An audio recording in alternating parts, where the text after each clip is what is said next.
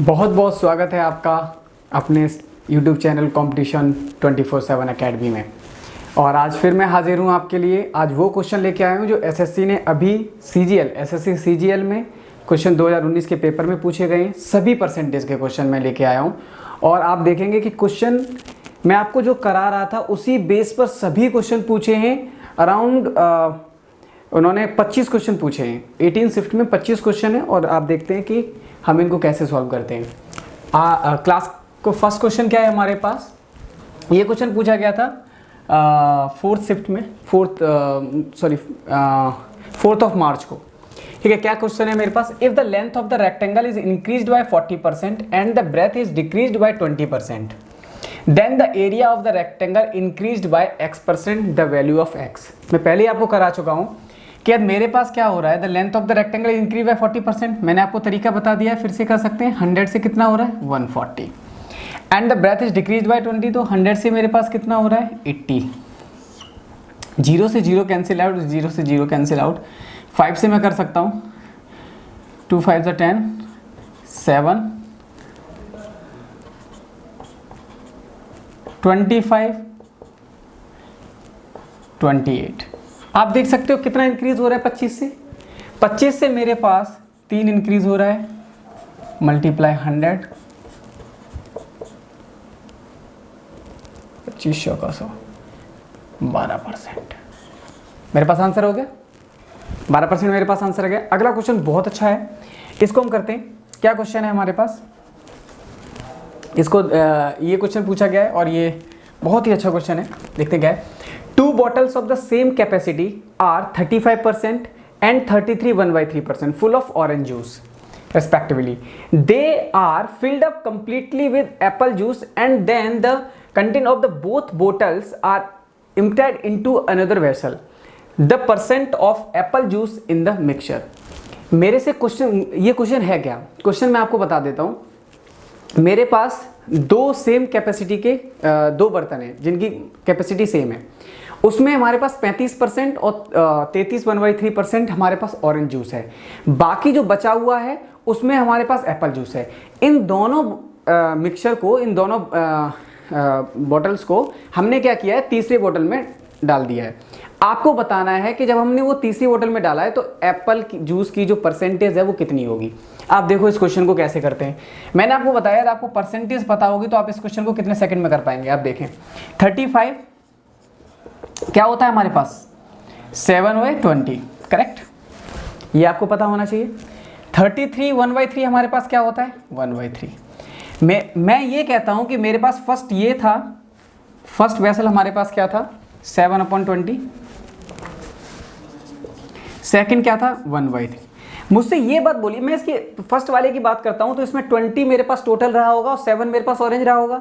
Second में मेरे पास 3 total रहा होगा, 1 ऑरेंज रहा होगा। लेकिन उन्होंने ये बोला है कि दोनों की जो कैपेसिटी है वो सेम है। इसका मतलब यदि यहाँ 20 है तो यहाँ पर भी 20 होना चाहिए, करेक्ट। तो मैं यहाँ से कितने से मल्टीप्लाई कर दूँ, इन दोनों का एलसीएम 60, तो मैं इसका मतलब यहाँ पर 20 से मल्टीप्लाई कर दूँ, यहाँ 3 से। यदि मैंने नीचे 20 से मल्टीप्लाई किया है तो सेम फ्रैक्शन रखने के लिए मुझे ऊपर भी मल्टीप्लाई करना पड़ेगा 20 से। मैंने यहाँ पर भी कर दिया। मैंने यदि यहाँ 3 है, ऊपर भी हमें 3 से मल्टीप्लाई करना पड़ेगा। इसका मतलब मेरे पास वैल्यू आ जाती है 21/60, 20/60। अब आप देख सकते हैं अच्छी तरह से कि दोनों का जो कैपेसिटी थी वो सेम हो गई है। ऑरेंज फर्स्ट में 21, सेकंड में 20। इसका मतलब मेरे पास ऑरेंज क्या रहा होगा 41, ऑरेंज हो गया हमारे पास। मैं यदि टोटल में से 120 में से यदि मैं 41 माइनस कर देता हूं तो मेरे पास क्या बचता है 79। ये क्या रहा होगा एप्पल जूस, करेक्ट, आपको समझ में आ रहा होगा एप्पल जूस। यदि मेरे पास 79 एप्पल जूस है, कितने में से टोटल मेरे पास 120 था, मल्टीप्लाई 100, 0 से 0 कैंसिल आउट। यदि मैं इसको वैल्यू को सॉल्व करता हूँ मेरे पास वैल्यू क्या आती है 65 5/6%। ये आपके पास ऑप्शन भी गिवन था, यहाँ पर आपके पास ये ऑप्शन गिवन था। आपने दोनों क्वेश्चन देख लिए। क्वेश्चन नंबर 3 जो एसएससी सीजीएल 2019 के पेपर में आया हुआ है 5 मार्च को, 5 या 6 मार्च को है, मुझे डेट एग्जैक्टली नहीं पता है, मैं बता सकता हूँ आपको। तो हमारे पास यहाँ क्या है, if the difference between 62% and 80% of a number is 198 then the difference between 92% and 56% of a number. मैं हिंदी में बता देता हूँ, इफ द डिफरेंस बिटवीन 62% 80% का जो डिफरेंस दिया हुआ है, कितना दिया है, 198 दिया हुआ है। आपसे पूछा है 92 और 56% का डिफरेंस पूछा हुआ है। आप देखो मैं कैसे कर सकता हूँ इस क्वेश्चन को, 62% 80%, यदि इन दोनों के जो परसेंट का डिफरेंस कितना है 18%, और इस 18% की वैल्यू मेरे पास कितनी है 198, 1% की वैल्यू क्या हो जाएगी 198 डिवाइडेड बाय 18, कितना आ जाएगा 11। हमसे पूछी किसकी है 92% 56%, डिफरेंस कितना आएगा 36%, इसकी पूछी हुई है।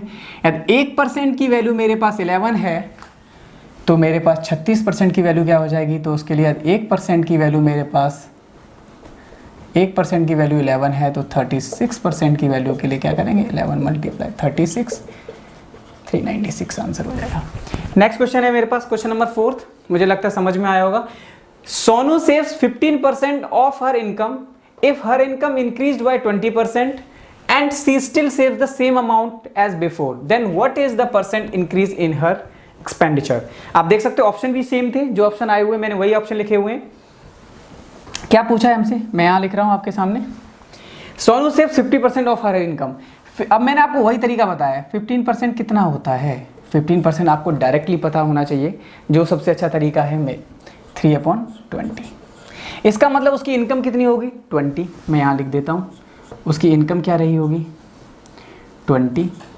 इसका मतलब वो सेव करती है, इसका मतलब वो कितना सेव कर रही है 3 सेव कर रही है, तो उसका एक्सपेंडिचर क्या रहा होगा 70।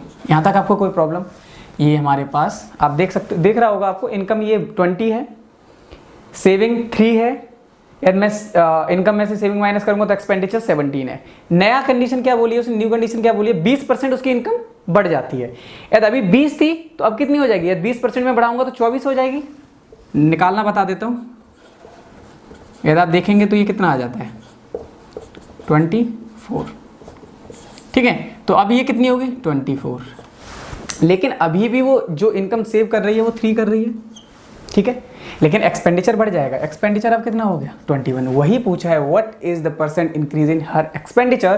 पहले एक्सपेंडिचर 17 था और अब 21 हो चुका है, हमारे पास 4 का इंक्रीज है 7 पर मल्टीप्लाई 100, आप इसको कैंसिल आउट करेंगे 400 कितना आ जाएगा हमारे पास, ये 23.5% आंसर हो गया। मुझे लगता है आपको समझ में आया होगा। कोई भी प्रॉब्लम होती है आप मुझे दोबारा पूछ सकते हो, कोई भी चीज़ के लिए आप मुझे कमेंट बॉक्स में बताएं कौन सा क्वेश्चन जो आपको समझ में नहीं आया, मैं दोबारा लेके आऊँगा आपके पास। आज की क्वेश्चन अब हमारे पास 4 क्वेश्चन हो चुके हैं जो अभी सीजन में पूछे। मैंने टोटल आपको बताया कि अराउंड 25 क्वेश्चन आए हुए थे और हर शिफ्ट में एक क्वेश्चन पूछा गया है।